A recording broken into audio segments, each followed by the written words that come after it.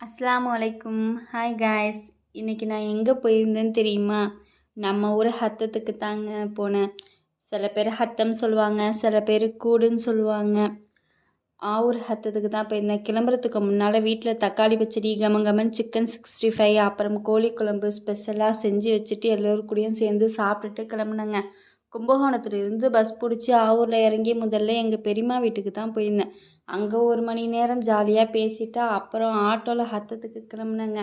அங்கே போய் இறங்குனப்போ மணி ஒரு 7 இருக்கும். பார்த்தா பயங்கர கூட்டமாக இருந்துச்சுங்க. நான் நினச்சதை விட ரொம்ப பிரம்மாண்டமாக இருந்துச்சு. அப்புறம் ஒரு சின்ன ஐஸ்கிரீம் வாங்கி சாப்பிட்டேன்.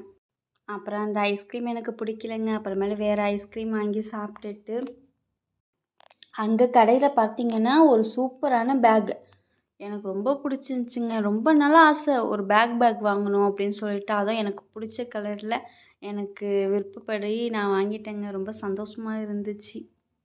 ஃபேன்சி ஐட்டம், ஸ்டீல் பாத்திரம், குழந்தைங்களுக்காக வேண்டிய நிறையா ஜாமான் நிறைய விதவிதமாக இருந்துச்சுங்க. அப்புறம் நோஸ் பீஸ் வாங்கணும் அப்படின்னு ரொம்ப நாளாக எனக்கு ஆசை, ஷார்ட் நோஸ் பீஸ் வாங்கணும்னு சொல்லிட்டு. இன்றைக்கி கிடச்சிச்சு. அதோட வாங்கிட்டு ஷால்ஸ்லாம் ரொம்ப எனக்கு பிடிச்ச மாதிரி இல்லவே இல்லை. நிறையா டாய்ஸ் இருந்துச்சு. அதுக்கு பிற்பாடு கிளாஸ் ஐட்டம், சின்ன ஃபேனு,